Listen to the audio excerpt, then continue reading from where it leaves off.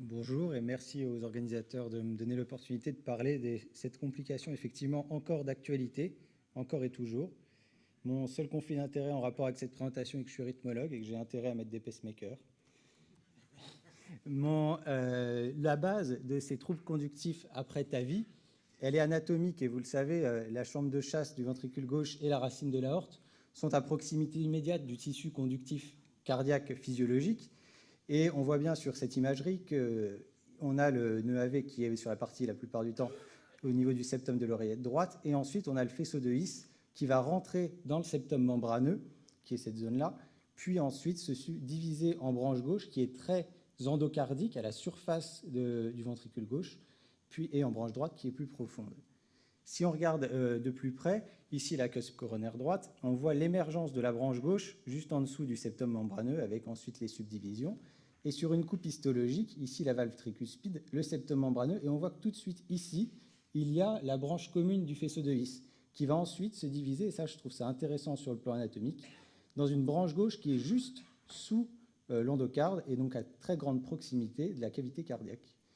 Si on prend cet exemple issu de notre centre, on voit ici une valve implantée relativement bas. On voit ici le septum membraneux. Si je calque le dessin anatomique montré tout à l'heure, on voit que la valve recouvre le faisceau de His dans sa portion initiale et également un bout de branche gauche. Évidemment, le patient a été implanté d'un pacemaker dans les suites du fait de la grande proximité entre la valve et son tissu conductif. Ainsi, deux complications principales vont apparaître, vous le savez, après les TAVI. La première sont les blocs de branche gauche. On vient de le voir, la branche gauche est à grande proximité des valves. Et les troubles conductifs de haut degré type BAV.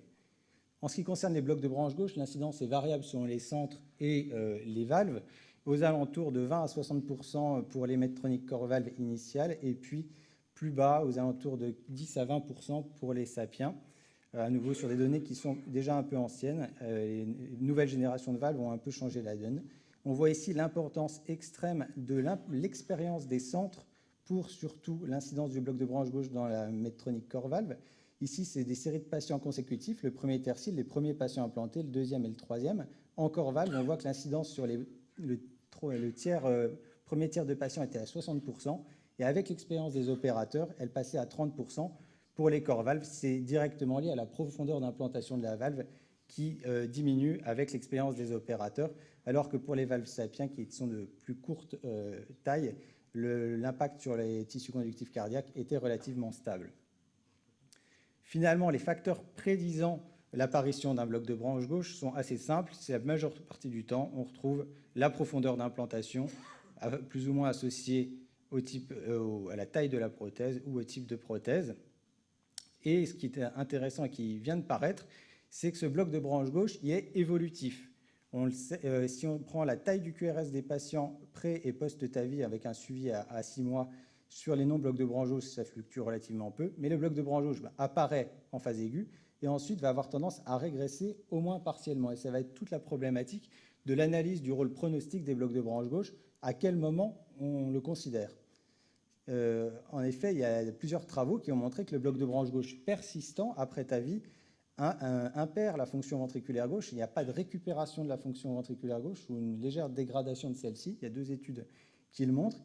Et pour autant, si on fait une méta-analyse, oui, je reviendrai après, du rôle pronostic. En ce qui concerne l'implantation des pacemakers, là, il y a clairement un sur-risque d'implantation de pacemaker quand on a eu un bloc de branche gauche, avec un risque qui est doublé à peu près si on fait une méta-analyse des études principales sur le bloc de branche gauche persistant. Et comment on va arriver à stratifier les patients, à dire ce patient a eu un bloc de branche gauche et je dois lui mettre un pacemaker ou je ne dois pas lui en mettre.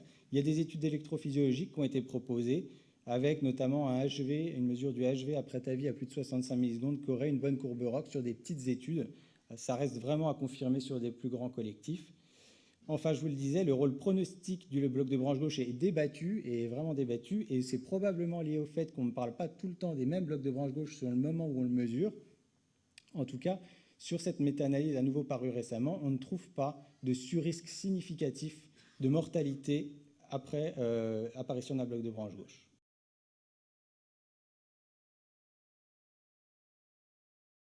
Et à nouveau, c'est quelque chose qui est relativement évolutif ces dernières années, puisqu'avec l'apparition des nouvelles générations de valves, on a à chaque fois des taux de pacemaker qui diffèrent. Et on voit qu'en ce qui concerne les valves core valve, avec l'apparition de l'Evolute R, on est arrivé sur des taux un peu plus bas, aux alentours de 10 à 15% de pacemaker, ce qui rejoint finalement la valve Sapien 3 qui a légèrement augmenté son taux de pacemaker avec l'apparition d'une structure un peu plus longue avec la jupe anti-fuite. Et on voit que ces implantations de pacemaker ont lieu majoritairement dans les 3 premiers jours post-TAVI, pouvant se prolonger en gros pendant la phase hospitalière, avec encore quelques pacemakers implantés à distance, mais la majorité sont évidemment implantés dans les tout premiers jours du TAVI. Et ce qui va permettre de prédire l'apparition du pacemaker, c'est 3 grands facteurs. Les facteurs électrocardiographiques, qui sont les principaux finalement, on y reviendra. Les facteurs liés au patient, avec les calcifications mitrales, la taille de la chambre de chasse, et puis des facteurs liés à la procédure, le type de valve, la profondeur d'implantation. Si on regarde une analyse multivariée, dans cette méta-analyse de 2014, les seuls facteurs prédictifs dans cette méta-analyse de nécessité d'un pacemaker étaient électrocardiographiques, à l'exception du type de valve. Le BEV1, l'hémibloc antérieur gauche, le bloc de branche droit, tout ça préexistant, et le BAV périopératoire, avec la valve Medtronic. Quelque chose qui est relativement nouveau, très nouveau, et qui est très intéressant, c'est qu'il y a des nouveaux prédicteurs qui sont en train de sortir, et c'est notamment les calcifications de la valve aortique. Alors ça avait déjà été imaginé que plus la valve est calcifiée, plus on va impacter ces calcifications sur le tissu conductif et créer des BAV. Le problème, c'est que ça n'a jamais été démontré formellement, parce que quand on prenait la calcification de l'ensemble de la valve, ça ne sortait jamais. Et cette équipe a eu l'idée de diviser la valve selon ses cusps et de calculer la charge calcique de chaque cusp. Et ce qu'il montre, ce qui est extrêmement intéressant, c'est que si vous avez un bloc de branche droit préexistant et une charge calcique sur la cusp coronaire gauche, la plus éloignée du tissu conductif, vous avez 50% de chance d'avoir un pacemaker après le TAVI. Si vous avez ni l'un ni l'autre, vous avez 1% de chance. Donc là, on a quelque chose qui permettrait de stratifier le risque de manière extrêmement pertinente. Et la question qui se pose, c'est pourquoi la cusp coronaire gauche? Alors, ils ont été un peu plus loin. Ils ont fait des modèles avec de l'imprimante 3D de 2 patients, un qui avait eu une calcification exubérante de la cusp coronaire gauche et un qui avait des calcifications plutôt homogènes. Ils ont fait des impressions 3D à partir des scanners et ils ont testé des valvuloplasties et les 2 types de valves. Et ce qu'il s'avère, c'est que quand on a une cusp coronaire gauche très calcifiée, elle sert finalement de point d'appui au ballon ou à la valve, et il va y avoir une expansion asymétrique du ballon qui va se faire à l'opposé de la valve extrêmement calcifiée. Et la valve va prendre appui sur la cusp calcifiée et donc aller s'écraser dans la commissure entre la cusp coronaire droite et la non coronaire, et ce qui se trouve précisément sur le tissu conductif cardiaque. À l'inverse, des calcifications homogènes vont centrer la valve et ne pas créer de troubles conductifs. Donc ça, c'est quand même une donnée nouvelle et intéressante qui nous permettra, si c'est confirmé sur des plus grands collectifs de patients, de mieux stratifier le risque périopératoire. En ce qui concerne les suites et les conséquences de l'implantation d'un pacemaker, on n'a pas de différence significative en termes d'insuffisance cardiaque. Alors même que le bloc de branche gauche impaire la fonction ventriculaire gauche, le pacemaker, qui crée un bloc de branche gauche quand il stimule, ne le fait pas. Et c'est probablement lié au fait qu'une majorité des pacemakers ne stimulent pas le patient en permanence.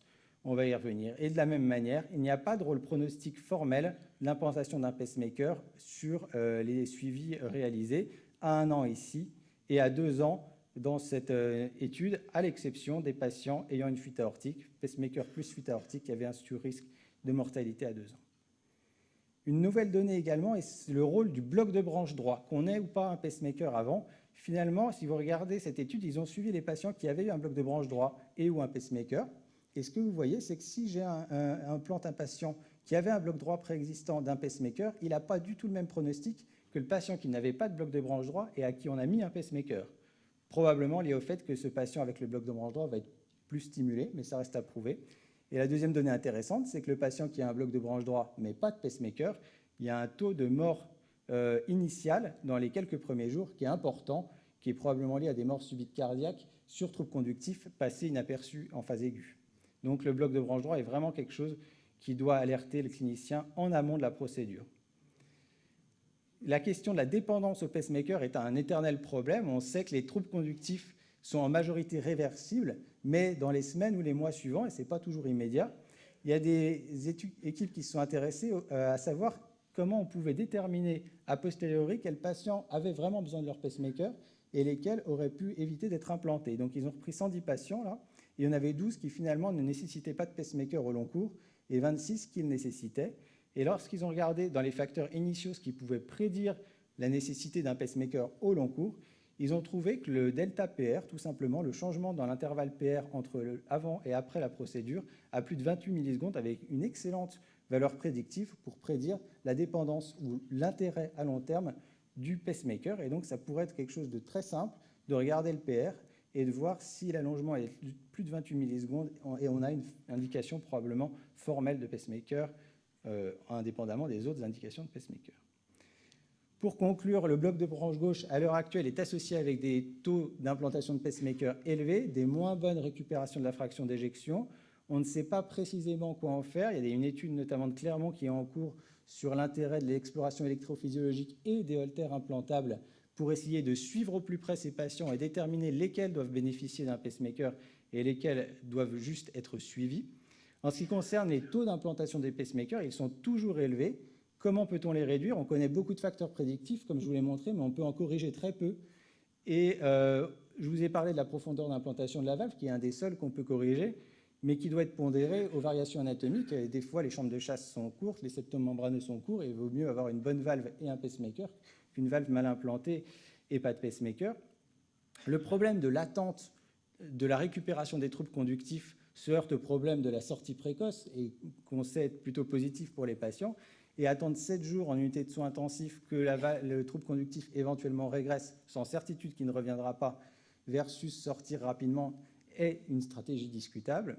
Et finalement, au vu des données sur le pronostic qui est plutôt favorable des implantations des pacemakers et de ces données de sortie précoce, on se demande s'il faut vraiment réduire ce taux d'implantation de pacemakers et si c'est possible de le réduire.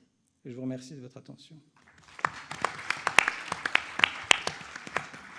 Merci beaucoup. C'est toujours intéressant d'avoir l'avis d'un rythmologue plutôt dans ce domaine. Est-ce qu'il y a des questions sur le sujet? Moi, il y a une question. Juste, fin année passée, est sortie une sub-analyse des registres STS aux États-Unis, Augusto Pichard peut me corriger, qui montrait une majoration de mortalité chez les patients qui avaient besoin d'un pacemaker après TAVI. Mortalité, et c'est une différence assez nette et indépendante. C'était après les analyses multivariables. Comment tu peux raisonner ou comment on peut justifier ça? Mais je pense que vraiment, la question est est-ce que le patient est stimulé ou pas? Le taux de complications des pacemakers, à l'heure actuelle, est quand même très faible dans les équipes expérimentées, et je ne pense pas qu'il puisse à lui seul impérer la mortalité, surtout chez les patients relativement âgés. Par contre, je pense que ça va dépendre finalement de l'indication. Si l'indication a été bien posée et que le patient est beaucoup stimulé, là, c'est possible qu'on voit apparaître, comme vous le dites, des différences de mortalité, puisqu'ils risquent de dégrader un certain nombre d'entre eux vont faire apparaître des dégradations de fraction d'éjection. À l'heure actuelle, c'est vrai que probablement on a implanté beaucoup de pacemakers, dont beaucoup ne stimulent pas, il faut le dire, et finalement, une fois les quelques pourcents de complications de phase aiguë passées, et il n'y a plus de complications et il n'y a pas de stimulation ventriculaire droite délétère. Je pense que c'est le problème à l'heure actuelle. Il faudrait vraiment regarder selon le pourcentage de stimulation ventriculaire, et là, je pense qu'on aura les réponses. Bravo pour ce topo. Je voulais revenir sur ta conclusion, parce que c'est un problème pratique de tous les jours. On a beaucoup d'informations sur les troubles conductifs. Tu nous les as rappelés après une implantation. On connaît le taux d'implantation des pacemakers. On n'a pas toujours l'information sur la raison pour laquelle le pacemaker a été implanté et le délai d'implantation. Donc en pratique clinique, alors tu as bien soulevé les deux problèmes de la sortie précoce et de la rapidité avec laquelle on va implanter ce pacemaker. Mais est-ce qu'il y a des patients pour lesquels il faut à l'évidence implanter un pacemaker et on peut le mettre à J1, et puis des patients pour lesquels il faut attendre, ou il vaut mieux attendre 3 ou 4 ou 5 jours avant de décider de l'implantation du pacemaker?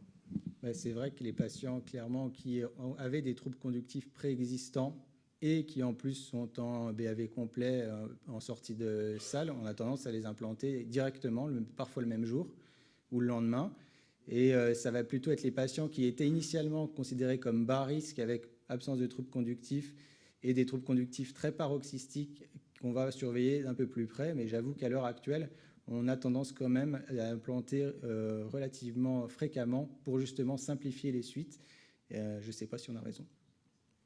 Alors, juste pour conclure avec Marina, nous, à France 2, c'est pareil, hein, on a trouvé, donc c'est pour ça, donc les études que tu as montrées, c'était des études de petite série. Sur les études de plus grande série, donc le STS et France 2, le pacemaker a un effet délétère avec une augmentation de la mortalité. Oui, ça paraît logique, effectivement. Ouais. Mais... Augusto? Alors, maintenant, mais beaucoup moins de pacemakers. Alors, c'est un bloc AV complet, alors, on a un pacemaker. Mais sinon, on attend 3 jours et on fait une étude électrophysiologique. Et c'est impressionnant, comme vous, les spécialistes, vous nous dites, non, il n'y a pas besoin de pacemaker. Il y a un nouveau bloc de branche gauche, il y a une prolongation de l'espace Bayer. Et encore, vous nous disiez, non, il n'y a pas besoin, alors on ne les met pas.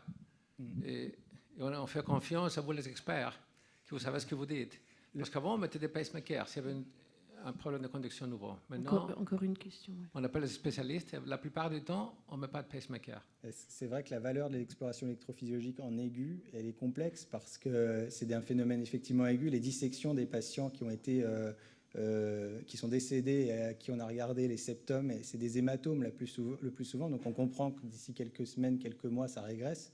Mais moi, j'ai un cas typique d'un patient. J'ai fait l'exploration électrophysiologique et le soir même, il était en BAV complet alors que l'exploration électrophysiologique était normale. Donc, je pense que c'est quand même quelque chose d'évolutif. Et les premiers jours, ça me semble compliqué. Il faut peut-être attendre un petit peu pour la faire une fois que c'est stabilisé. 3-4 jours au moins. Une dernière question là-haut. Juste pour rebondir sur la dégradation des pronostics après implantation. Si on regarde en fait la cohorte des gens qui ont été implantés en TAVI, ils sont tous en fait à dysfonction ventriculaire gauche pour la grande majeure partie. Donc en fait la question qu'il faut se poser, c'est de savoir si on ne devrait pas les resynchroniser d'emblée, parce que l'effet délétère de la stimulation ventriculaire gauche en termes d'asynchronisme sur des VG cassés, on sait tous que c'est pas très bon. Hein. Oui, c'est certain que ça reste un vrai problème sur les mauvais VG. Après, le triple chambre n'est pas du tout le même type de procédure et le même type de complications que les implantations de double chambre. Et là, pour le coup, on va se heurter à des procédures plus longues, à plus haut risque hémorragique. Et il va bien falloir sélectionner les patients, être sûr que ce soit ceux qui seront PES dépendants, parce que là, on va aller sur une surmortalité certaine sur les premières semaines, vu les taux de complications des triples chambres comparés aux doubles chambres.